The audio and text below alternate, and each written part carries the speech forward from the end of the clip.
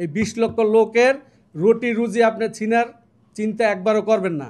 আমার পেটে যখন ক্ষুধা থাকবে, ক্ষুধার কারণে আমি রাস্তায় নামতে বাধ্য হব। আমরা এখন যেই খরচ দিয়ে মালটা আনি, প্রয়োজনের একটু অ্যাড করুক, একটু বাড়ায় দেখ। আমরা লিগেল ওয়েতে ব্যবসা করতে চাই, আপনারা আমাদের সেই ব্যবস্থা করে দেন।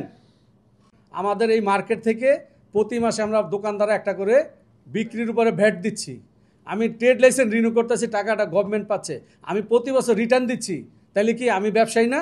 আর আমাকে ট্রেড লাইসেন্স দেওয়া হয়েছে কি? আমার ট্রেড লাইসেন্স লেখা আছে কি আমার ক্যাটাগরি, আর আমি কোন ক্যাটাগরি ব্যবসায়ী?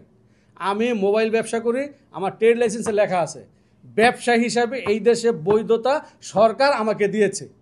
সো আমি এখন যারা অবৈধ বলতেছে, আমাদেরকে চোর ডাকাত বলতেছে, আজকে দেখেন আমাদের দেশে যে কোম্পানিগুলো আছে, আমরা একটা জরিপে জানতে পেরেছি যে এই দেশে মিনিমাম বাৎসরিক 1 কোটি মোবাইলের 1 কোটি মোবাইল কাস্টমারের হাতে যায়। সেইখানে এই যে ফ্যাক্টরিগুলি আছে যারা অ্যাসেম্বল করে, এদের ক্যাপাসিটি হচ্ছে 22 লাখ। আপনি 1 কোটি থেকে 22 লাখ আলাদা করেন, বাকি মার্কেটটা কারা কভারেজ করে? আমরা করি না? বাকিটা তো আমরা করি।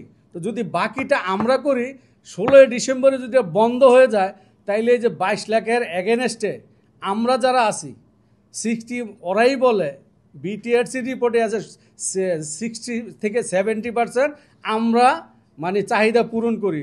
তাইলে ভাই আপনি যদি 16 ডিসেম্বর আমাদেরকে বন্ধ করে দেন, এই যে ইয়াটা আমরা যে সাপোর্টিংটা দিচ্ছি, আমাদের যদি ব্যবসা বন্ধ হয়ে যায়, তাইলে এই দেশের জনগণ কি ওই 22 লাখের উপরে জিম্মি হবে না?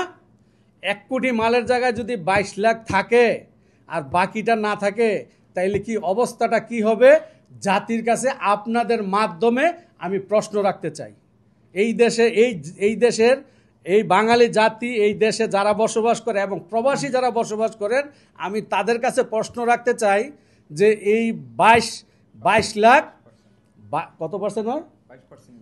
100%-এর মধ্যে যদি 22% আর হাতে 100%-এর দায়ভার তুলে দেওয়া হয়, এই 22% কি 100% পূরণ করতে পারবে?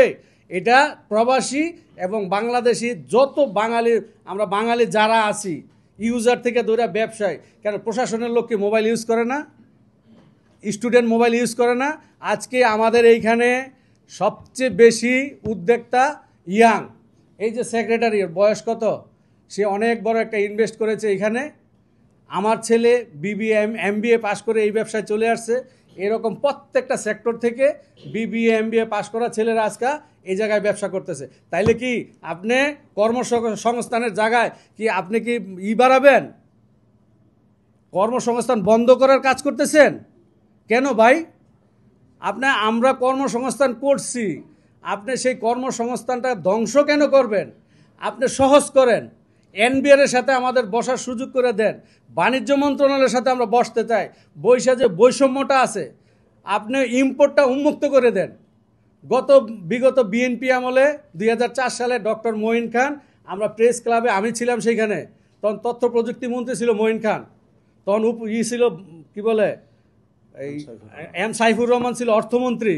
আমরা সেইখানে ওনাদেরকে নিয়ে এইভাবে প্রেস ব্রিফিং করে বলেছিলাম, ভারতে 1200 টাকা ট্যাক্স, আমাদের দেশে ভারতে 300 টাকা ট্যাক্স, বাংলাদেশে 1200। আপনি বৈষম্য দূর করেন, দেখেন কীভাবে ইম্পোর্ট করে মাল আনে। সেই আমলে 300 থেকে 320 টাকায় একটা মোবাইল ট্যাক্স দিয়ে আনা যেত। তখন আর আপনার লাগেজ ব্যবসা ছিল না। আস্তে আস্তে সেই জিনিসটাকে বন্ধ করে এই 2017 সাল থেকে এই যে কোম্পানিগুলি বাংলাদেশে পা রাখে, বিদেশি কোম্পানি আছে, আমাদের দেশীয় কোম্পানি আছে, তা আমরা তো কখনো ওনাদের বিরুদ্ধে কিছু বলি নাই। ওনারা পাশপাতি আইন না এখানে জোড়া দিয়ে একটা মোবাইল দাঁড় করায়, সেইটা ট্যাক্স একদম ন্যূনতম। আপনি যদি যাচাই করতে চান, আপনি এনবিআরের কাছ থেকে বিল অফ এন্ট্রি নেবেন। বিল অফ এন্ট্রিতে আপনার এইচএস কোড থাকে, যখন পিআই দেয় এইচএস কোড থাকে, এইচএস কোডের এগেনস্টে কোনোটা কেজি হিসাবে ট্যাক্স হয়। এই প্রত্যেকটা মোবাইল কেজি হিসাবে ট্যাক্স হয়। এই আস্থা মোবাইলের কোনো ট্যাক্স হয় না যারা অ্যাসেম্বল করে। অনেকে কাঁচামাল এনে এইখানে পার্টসপাতি বানায়, সেটা আরও সস্তা পড়ে। তো ভাই ওনারা এত সস্তায় আনার পরে এত হাই রেটে মাল বেচতেছে, আর আমরা কি করতেছি? আমরা কিন্তু ওদের সাথে কম্পিটিশন করে একদম ন্যূনতম একটা প্রফিট রেখে আপনাদের হাতে তুলে দিচ্ছি। তারপরে আমাদের মালটা এই দেশে আনতে একটা কষ্ট আছে, খরচ আছে। আমরা চাই সেই খরচটা আমরা সরকারের কোষাগারে দিতে চাই। আমরা এখন যেই খরচ দিয়ে মালটা আনি, প্রয়োজনের একটা একটু অ্যাড করুক, একটু বাড়ায় দেখ। আমরা লিগেল ওয়েতে ব্যবসা করতে চাই, আপনারা আমাদের সেই ব্যবস্থা করে দেন। আমরা লিগেল ওয়েতে ব্যবসা করব, ব্যাড ট্যাক্স দিয়ে ব্যবসা করব, সুযোগ করে দেন। আমরা ব্যবসা করতে চাই, আমরা চোর সাজতে চাই না। আর আজকে যারা প্রশাসনের মুখোমুখি আমাদেরকে দাঁড় করাচ্ছেন, ভাই অনুরোধ আপনাদের কাছে, আমরা এই দেশের নাগরিক, এখানে 20 লক্ষ লোক জড়িত।